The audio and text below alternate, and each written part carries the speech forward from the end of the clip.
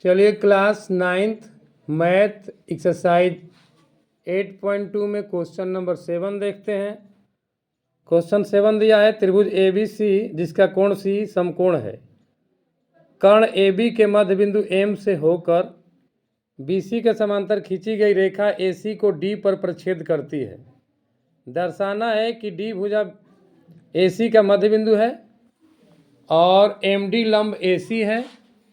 CM बराबर MA बराबर 1/2 AB। तो सबसे पहले त्रिभुज हम लोगों को दिया हुआ है त्रिभुज ACB जिसमें C जो है समकोण है और AB का मध्य बिंदु M दिया हुआ है और जो M से होकर के रेखा जा रही है, रेखाखंड D तक जा रही है, अर्थात DM जो है BC के समांतर है। त्रिभुज ABC में AB का मध्य बिंदु M है, AB का मध्य बिंदु M है और DM समांतर BC है।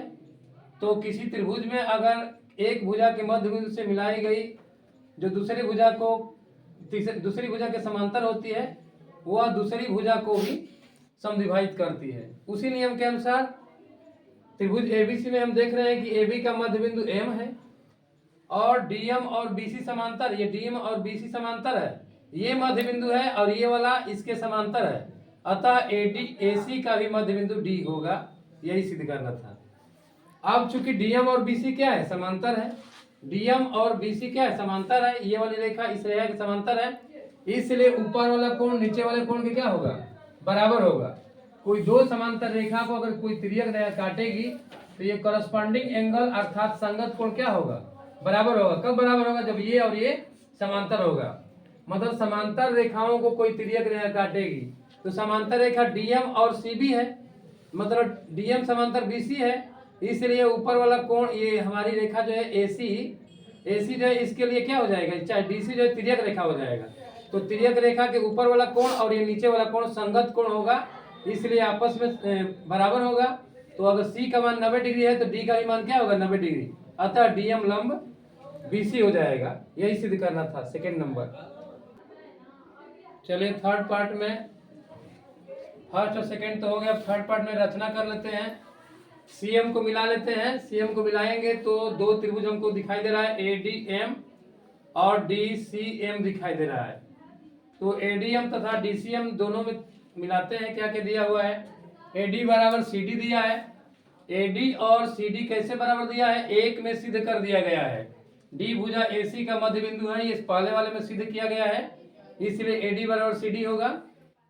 ये D जो है मध्य बिंदु है AC का, ये सिद्ध कर दिया गया है। और ADM बराबर कोण MDC होगा। नीचे ऊपर वाला कोण ये वाला, मतलब ADM 90 डिग्री है, इसलिए नीचे वाला भी कोण क्या होगा, MDC भी क्या होगा, 90 डिग्री होगा। तो प्रत्येक 90 के हैं। और DM जो है दोनों त्रिभुजों में शामिल है। DM जो है ADM में भी है और CDM के अंतर्गत भी है, कॉमन है ये, इसलिए उभयनिष्ठ है, तीन चीज मिल गया। अतः ADM congruent triangle DCM, side angle, side से भुजा कोण भुजा के हिसाब से दोनों ही त्रिभुज आपस में सर्वांगसम हो गया। जब सर्वांगसम हो जाएगा तो उनकी संगत भुजाएं भी आपस में बराबर हो जाएगा, इसलिए AM बराबर क्या होगा, CM हो जाएगा, या CM बराबर MA हो जाएगा। और चूंकि AB का मध्य बिंदु M है, ये पहले से ही दिया है कि M जो है भुजा AB का मध्य बिंदु है, अतः जितना AM होगा, AM जो है AB का आधा होगा, AM जो है AB का आधा होगा। तो 3 और 4 से तुलना कर लेंगे तो हमको CM बराबर MA मिल जाएगा और MA बराबर हो जाएगा AB/2। यही सिद्ध करना था, सिंपल क्वेश्चन था।